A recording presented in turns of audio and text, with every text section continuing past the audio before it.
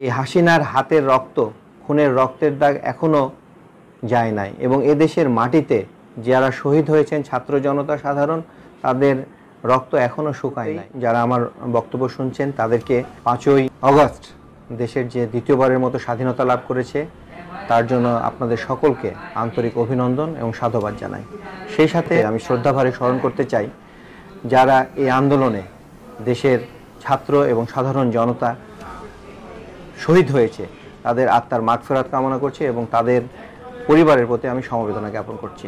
আমার মনে হয় এটা একটা ডিপ্লোম্যাটিক কোশ্চেন। উনি শেখ হাসিনার পক্ষ নিয়ে কথা বলেননি, আসলে ওনারা রাষ্ট্রের দায়িত্ব নিয়েছেন।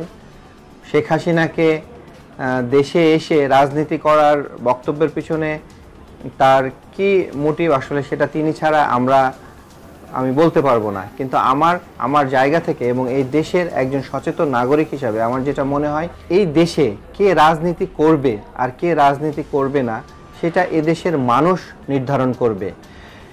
এদেশের দীর্ঘ 15 বছর আওয়ামী স্বৈরাচারী সরকারের যে নির্মম নির্যাতন, নিপীড়ন, হত্যা, গুম, খুন করবার ফলে যে রক্তক্ষয়ী সংঘর্ষের ফলে যে স্বাধীনতা আমরা অর্জন করেছি, আমার মনে হয় যে এই হাসিনার হাতের রক্ত, খুনের রক্তের দাগ এখনো যায় নাই এবং এদেশের মাটিতে যারা শহীদ হয়েছেন ছাত্র জনতা সাধারণ, তাদের রক্ত এখনো শুকায় নাই।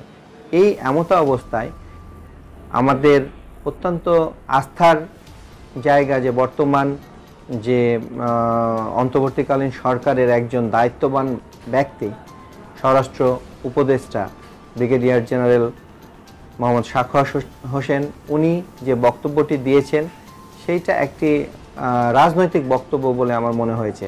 একজন নিরপেক্ষ দেশের দায়িত্বপ্রাপ্ত একজন উপদেষ্টার মুখ থেকে আসলে এদেশের সাধারণ জনগণ এ ধরনের বক্তব্য আশা করে না।